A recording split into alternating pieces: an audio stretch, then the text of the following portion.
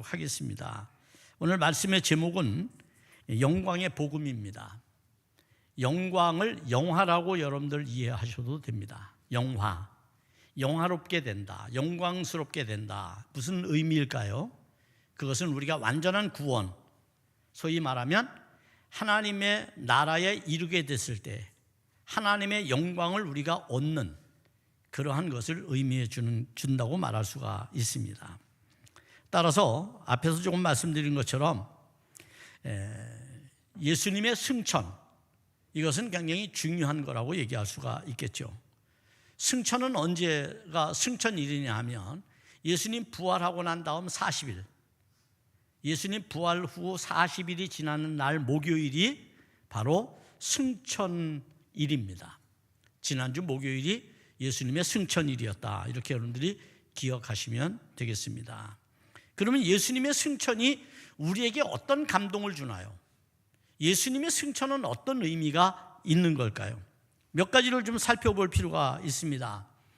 우선 첫째로 예수님의 승천은 예수님의 지상 사역의 종료를 의미합니다. 다시 말하면 이 땅에 오셔서 인카네이션 하셔서 성육신 하셔서 이 땅에서 육체를 입고 신성을 마음에 지니시고 사역을 감당하셨던 예수님, 그 예수님이 이 땅에서의 사역을 종료하는 때를 의미해 주는 겁니다. 그러니 굉장히 중요하죠, 여러분. 우리도 무엇이 하나의 여러분이 프로젝트가 종료가 된다라고 하는 것은 얼마나 해방감이 있습니까? 얼마나 기쁨이 여러분에게 있습니까?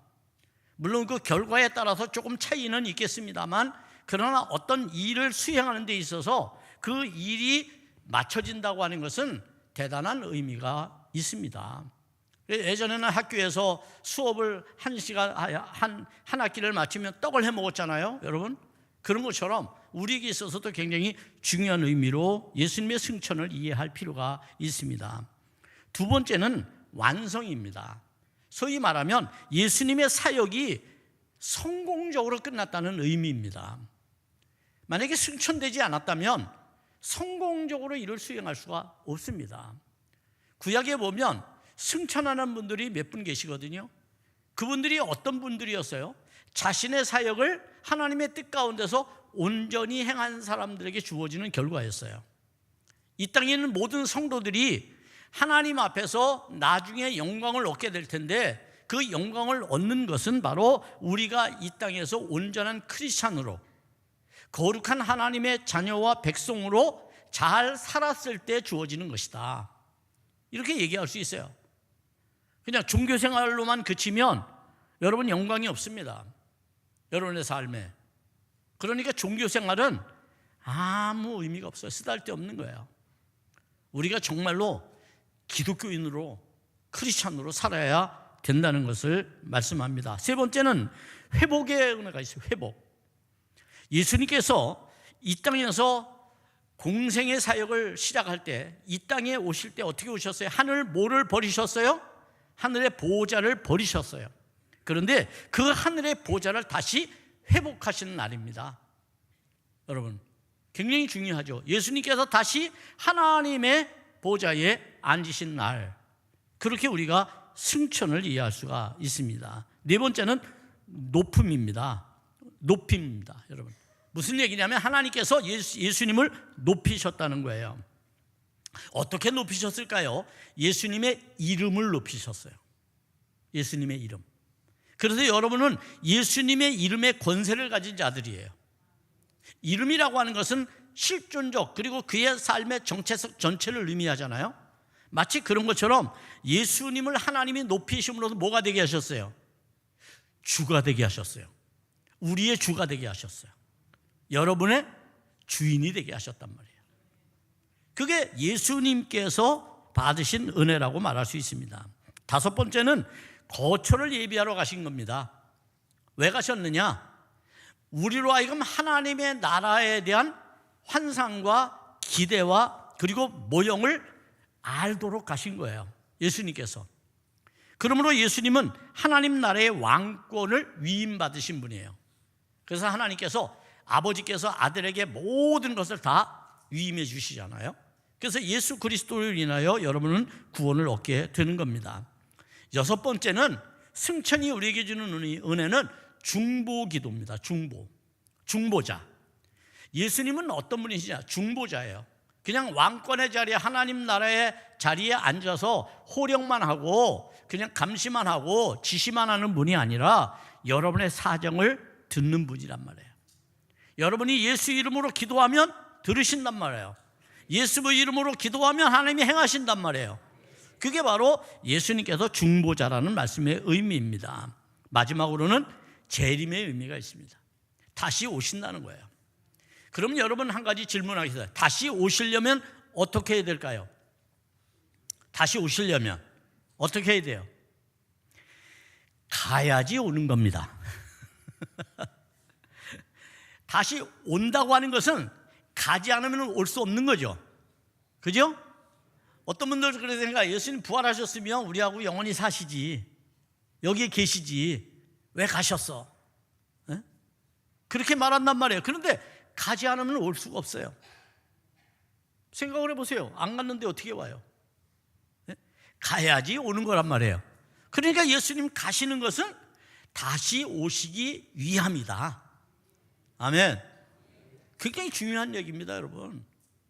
예수님은 왜 가셨느냐? 다시 오시려고 가신 거예요. 그것이 매우 중요해요. 그러면 왜 다시 오시느냐? 어디 오시느냐? 이렇게 말할 거예요. 유대 시온주의자들은 예수님이 감람산에 오실 것이다, 이렇게 말했는데 그건 유대인들의 바람입니다. 유대인들의 소망이에요. 예수님 감람산에 오실까요? 안 오실까요?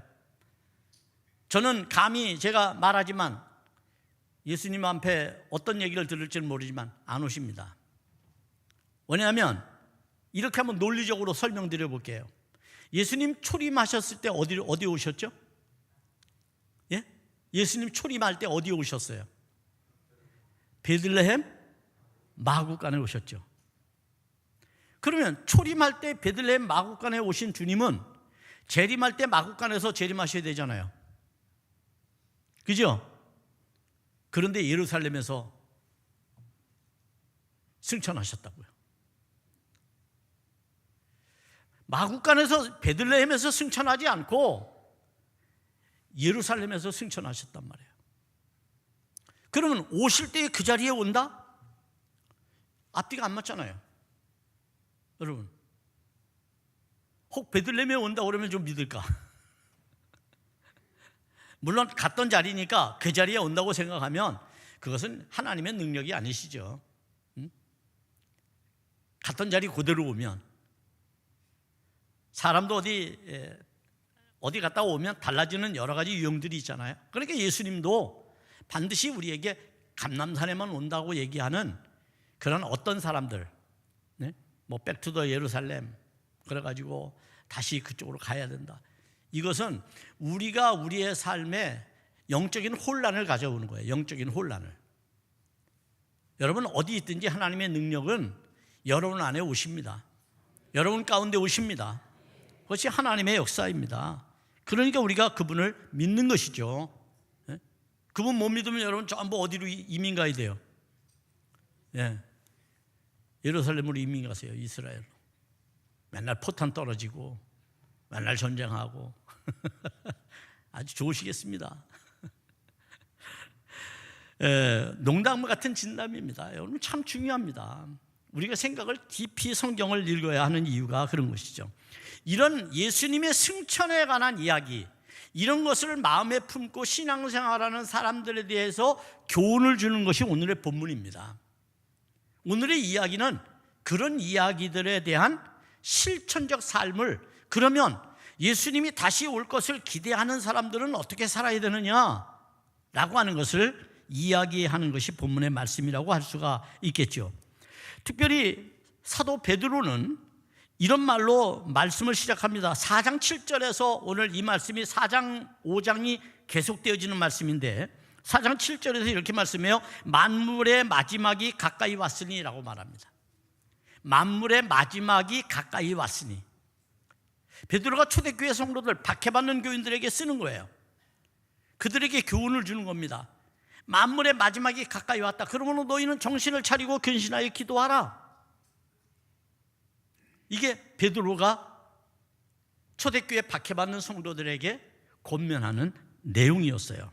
이 말은 다른 말로 말하면 이런 거예요. 행동할 시간은 있으나 낭비할 시간은 없다. 우리가 무엇인가 열심을 내고 최선을 다하고 우리가 노력하고 하는 것들을 하는 시간은 충분하지만 있지만 그것을 게으름으로 낭비하고 우리가 나태함으로 낭비하고 그렇게 할 시간은 없다 그런 얘기예요.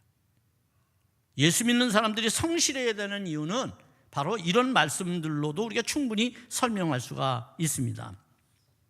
결국 이 말씀은 이런 겁니다. 마지막이 가까운 때이니 게으른 마음을 품지 말고 차분하게 할 일을 최선을 다해서 해라, 이런 뜻입니다, 여러분. 그러니까 우리가 늘 그런 삶을 살아야 할 필요가 있는 것이죠. 자, 문제는 뭐냐면 예수님이 언제 오시느냐라고 하는 말씀 때문에 늘 사람들은 조급해합니다. 그런데 그 타이밍은, 그 시간의 개념은 우리의 개념이 아니라 하나님의 개념이기 때문에 우리의 시간으로 이해할 수는 없는 것이죠. 따라서 예수님께서 오늘 여러분의 삶 속에 주시는 여러 가지 변증에 대한 이야기, 말씀, 베드로가 오늘 특별히 본문에서 누구에게 말씀을 하고 있느냐 하면 이 본문은 교회 지도자들에게 하는 말씀이에요. 교회 지도자들, 특히 여기 이 자리에서 말하면 목사와 장로님들에게 하는 말씀이에요. 근데 그분들에게만 하는 게 아니에요. 젊은 사람들에게도 이야기를 해요. 젊은 사람들. 그러니까 우리 모두가 다 들어야 될 말씀이라는 거야. 베드로가 특별히 리더십을 가진 지도자들에게 이 말씀을 해주고 있는 이유가 충분히 있습니다. 철학자 파스칼이라고 하는 분이 있는데요, 그분은 팡세라고 하는 책에서 이런 글을 썼습니다. 자기의 비참함을 모르고 하나님을 아는 것은 오만을 자아낸다. 하나님을 알지 못하고 자기의 비참함을 아는 것은 절망을 불러일으킨다. 그러므로 그리스도 예수를 알면 결정적으로 자기 자신을 알 수 있다라고 말했어요. 참 알쏭달쏭한 말이지만 굉장히 중요한 말입니다, 여러분. 하나님을, 자기의 비참함, 내가 누군지 몰라요. 내가 누군지 모르고 하나님을 아는 사람들이 많아요, 오늘날 크리스찬 중에서. 자기 분수를 모르는 거죠. 그런 사람들은 교만해집니다. 반대로 하나님을 알지 못하고 자기만 아는 사람이 있어요. 세상 사람들이죠. 하나님은 몰라, 근데 나는 잘 알아. 이런 사람들은요, 어떤 문제가 있고 환란이 닥치면 절망에 빠져갑니다. 극단적으로 생명을 끊어버립니다. 이게 무서운 겁니다. 그래서 파스칼은 뭐라고 말합니까? 파스칼은 그리스도 예수를 온전히 알면 자신을 알 수 있다라고 말합니다. 그럼 예수님의 뭐를 알면 알 수 있을까요? 그것은 십자가와 부활입니다. 여러분, 성경을 보는 여러분의 눈에 시선을 제가 교정해 준다면 성경을 여러분이 잘 이해하고 싶죠. 그러면 성경은 창세기부터 요한계시록까지 어떤 눈으로 보아야 되느냐 하면 예수님의 십자가와 부활의 눈으로 바라봐야 됩니다. 그러면 창세기부터 요한계시록까지 다 이해할 수 있습니다. 문제는 예수님의 십자가와 부활을 빼놓고 성경을 읽기 때문에 문제가 생기는 겁니다. 우리가 역사를 이해하는 것도 그렇고 세상의 어떠한 일을 직관하는 것도 그렇습니다. 그런 모든 일들이 무엇을, 어떤 기초로부터 시작되는지를 아는 것이 중요하죠.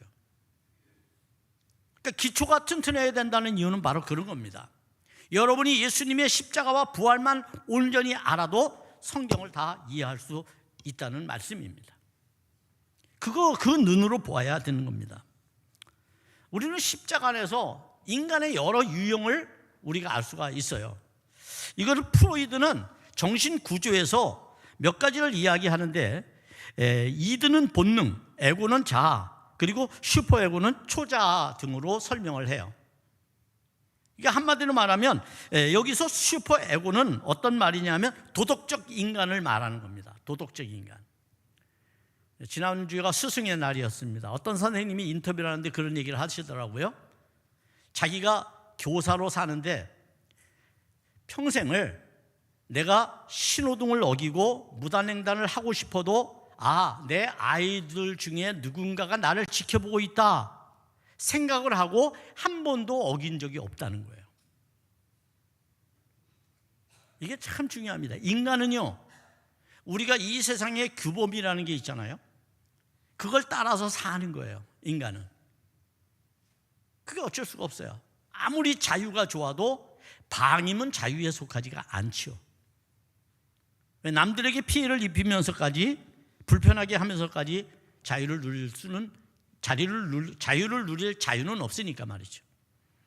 그게 도덕적 인간입니다.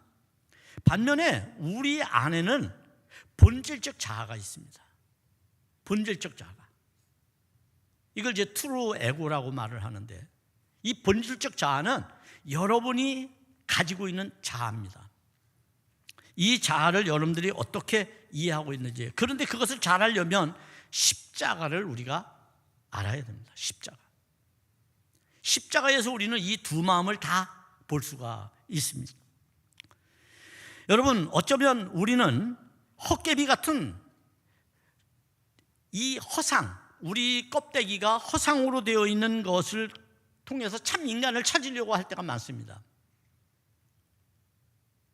옷을 뭘 입었느냐, 우리가 어떤 화장품을 쓰느냐, 또 어떤 모양을 갖고 있느냐에 따라서 우리가 우리의 참 인간을 평가하려고 하는 때가 많습니다. 그런데 그것은 다 거짓된 것입니다.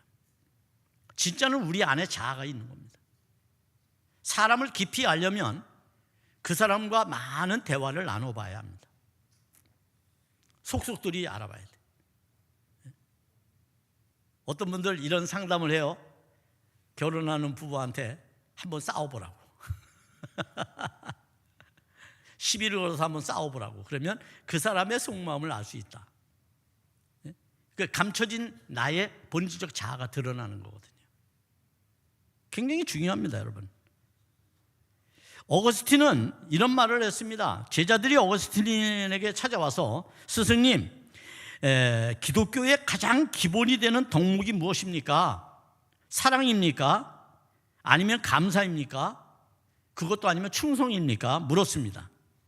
여기에 어거스틴이 이런 대답을 해 주었습니다. 그 첫째는 겸손이다. 제자들이 말합니다. 그러면 두 번째가 사랑인가요? 아니야, 두 번째도 겸손이야. 그러면 세 번째는요? 세 번째도 겸손이야. 여러분, 왜 기독교인에게 있어서 가장 큰 덕목이 겸손인지 아십니까? 겸손은 은혜를 받는 통로이기 때문에 그렇습니다. 5절 이하의 한번 말씀을 볼까요? 여기 이렇게 말씀합니다. 하나님은 교만한 자를 대적하시되 겸손한 자들에게는 은혜를 주시느니라. 겸손한 자, 그들이 하나님의 은혜를 받는다는 거예요. 여러분 정말 은혜 있는 은혜 안에 머물기를 원하고 은혜가 여러분 안에 폭포수처럼 쏟아지기를 원하십니까? 그러면 우리는 늘 겸손해야 하는 겁니다. 그래서 6절은 이렇게 시작하죠. 말씀을. 그러므로 6절에서 이렇게 시작합니다. 그러므로 하나님의 능하신 손 아래에서 겸손하라. 때가 되면 너희를 높이시리라. 우리는 이걸 믿습니다. 그래서 우리가 자존심이 없어서가 아니고 자존감이 약해서가 아니라 비굴하게 살지 않으면서도 우리는 매우 의롭게 떳떳하고 의롭게 겸손하고 의롭게 진실하게 살려고 하는 겁니다. 그게 예수 믿는 사람들의 특징입니다. 왜요? 하나님은 살아계시거든요. 하나님이 우리를 높이시거든요. 이걸 믿기 때문이에요.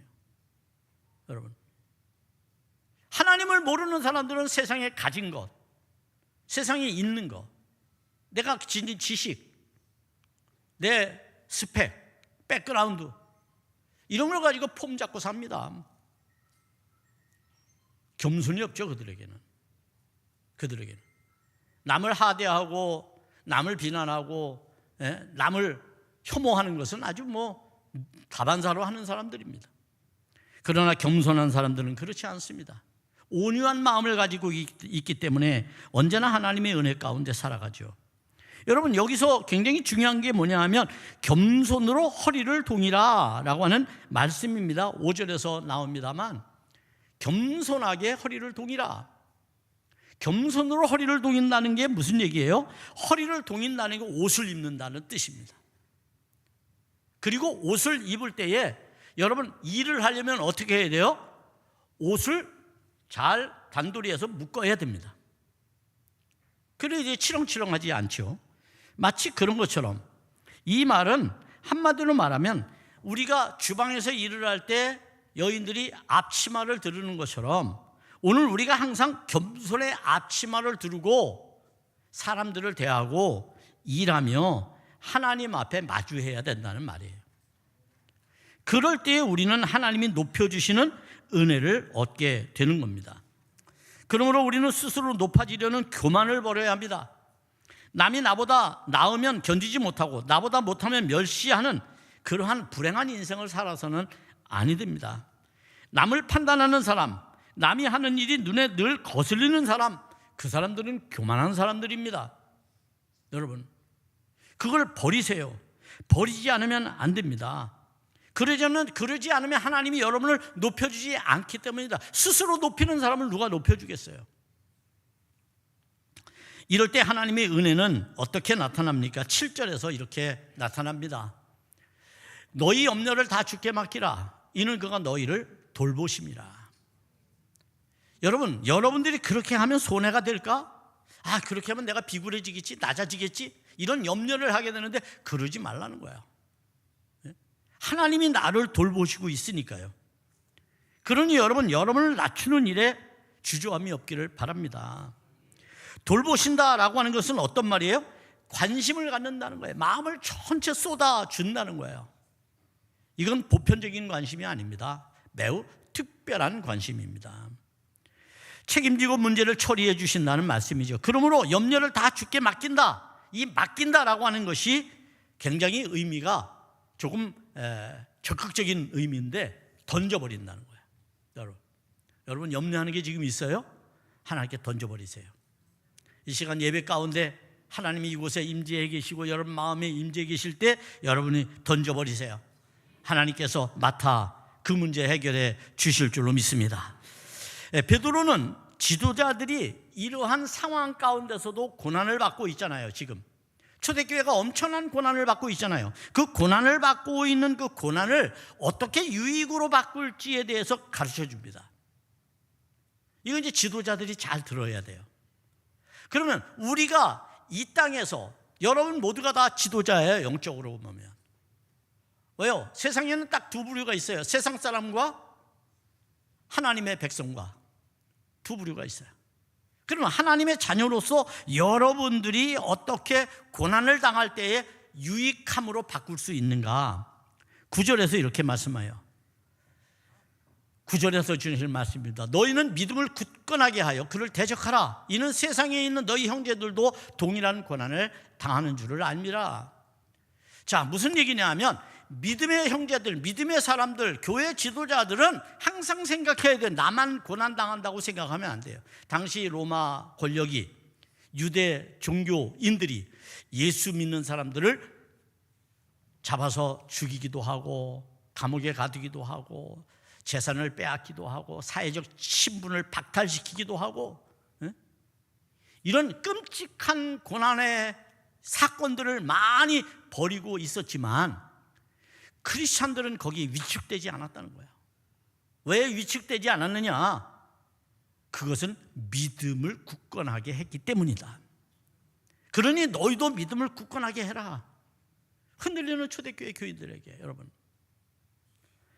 여러분 이런 얘기 여러분이 들어보셨잖아요. 성경에 보면 이런 말씀이 있잖아요. 어떤 말씀이 있냐면 일하지 않는 자는 크게 봅니다. 일하지 않는 자는 이 말이 좀 불편하게 들릴 사람들 있어요. 근데 이 말은 무슨 얘기냐면 당시 초대교회의 이단과 그리고 박해로 인해서 예수님이 곧 오신다 그러니까 뭐라고 말하는 사람들이 등장하기 시작했냐면 예수님 곧 오실 텐데 뭐하러 일해? 예수님 곧 오실 텐데 왜 노력을 해? 예수님 곧 오실 텐데 뭐하러 고생을 해? 그냥 놀고 먹어, 쉬어, 아무것도 하지 마.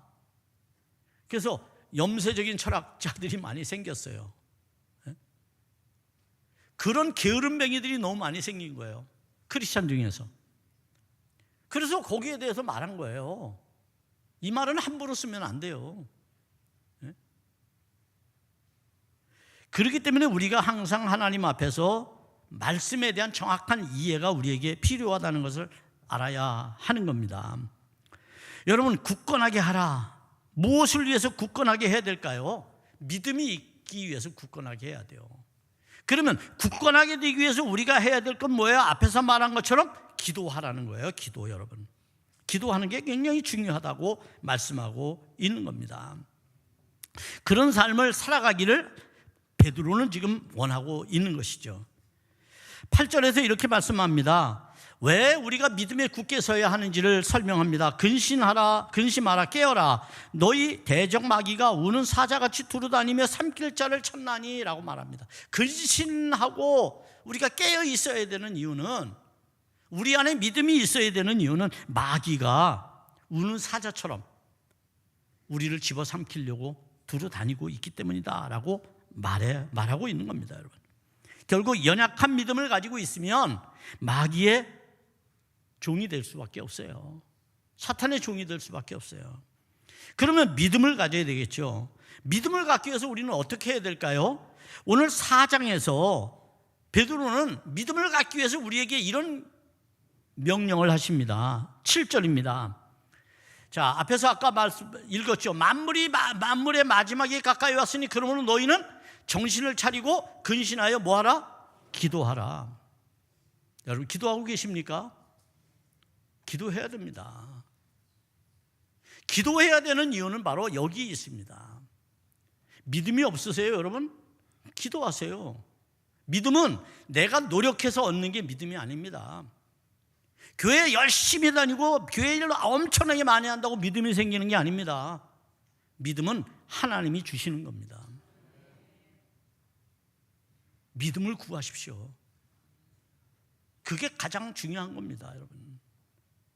오직 믿음만이 구원을 준다고 말했잖아요. 근데 성도들 중에 믿음 때문에 기도하는 분은 없어요. 믿음을 구하십시오. 여러분의 믿음이 굳건하면 마귀도 여러분을 보고 도망갈 것입니다. 8절은 그러면 기도만 하고 있으면 되느냐? 아니요. 적극적으로 해야 될 게 있어요. 뭐냐면 무엇보다도 뜨겁게 서로 사랑할지니 사랑은 허다한 죄를 덮느니라. 성도들끼리 박해 중에 있으니까 우리가 서로 똘똘 뭉쳐야 된다. 우리끼리 서로 사랑해야 된다. 해치지 말아라. 여러분, 이게 굉장히 중요한 겁니다. 이거를 못하면 그리스도 공동체 교회의 의미가 없습니다. 어떻게 사랑하라고 말합니까? 뜨겁게 사랑하라, 열렬하게 사랑하라, 그런 얘기예요. 여러분, 그냥 사랑이 아닙니다. 그런 성도들이 만날 때 우리에게는 즐거움이 있고 기쁨이 있습니다. 네? 예배를 마치고 돌아가면 보고 싶어서 성도들끼리 야, 커피 한잔 하자, 네? 식사 한번 하자, 만나죠. 만나서 뭐해요? 또 욕하고 있어. 뭐하러 만나?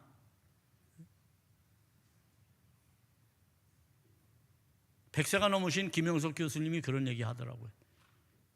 65세 아들에게 주고 싶은 말. 그 첫 번째가 뭔지 아세요? 친구를 잘 사귀어라. 친구를. 너가 만나서 들어왔는데 마음이 개운하지가 않아, 즐겁지가 않아, 다시 보고 싶지가 않아, 그러면 끊어라. 네? 여러분, 무익한 거예요. 의미가 없어요. 친구가 밥 먹여줍니까? 이용할 뿐이죠. 우리가 정말 하나님 앞에서 바른 믿음의 삶을 경주해 가는 것, 서로 사랑으로 하나 될 때 가능합니다. 이제 베드로는 결론으로 우리에게 아주 중요한 이야기를 합니다. 그것은 바로 뭐냐면 은혜의 하나님이 우리에게 무엇을 주시는지에 대해서 말합니다. 그럼 우리가 겸손해서 하나님의 은혜를 받아요. 그럼 우리 안에 어떤 유익이 있는가? 하나님이 은혜를 주시면 우리의 삶에 어떤 변화가 있는가? 10절의 말씀입니다. 여러분 이 말씀은 꼭 기억하세요. 모든 은혜의 하나님 곧 그리스도 안에서 너희를 부르사 자기의 영원한 영광에 들어가게 하시니가 잠깐 고난을 당한 너희를 친히예요. 남을 통해서가 아니에요. 당신이 직접 어떻게 하시느냐? 온전하게 하시며 굳건하게 하시며 강하게 하시며 터를 견고하게 하시리라. 아멘. 이 네 가지의 동사, 이 네 가지의 동사의 은혜를 우리에게 주십니다. 하나님이. 여러분 온전하게 될 줄로 믿습니다. 굳건하게 되실 줄로 믿어요. 강하게 될 줄로 믿습니다. 그리고 여러분의 터가 견고해질 줄로 믿습니다. 어디에 있으면 여러분의 믿음이 굳건하면, 우리가 하나님의 은혜 가운데 서로 사랑하면, 겸손함으로 하나님의 은혜를 구하면 하나님께서 이런 복을 우리에게 주신답니다. 예수 그리스도의 승천이 우리에게 나타날 하나님의 영광이라면 여러분 그 예수님의 승천을 우리가 생각하면서 여러분에게 닥친 고난도 이겨내시고 환난도 이겨내시고 역경도 이겨내심으로 하나님의 영광과 영화를 얻는 그러한 참된 성도, 그러한 기쁨 있는 성도 여러분 모두가 될 수 있기를 주님의 이름으로 축복합니다.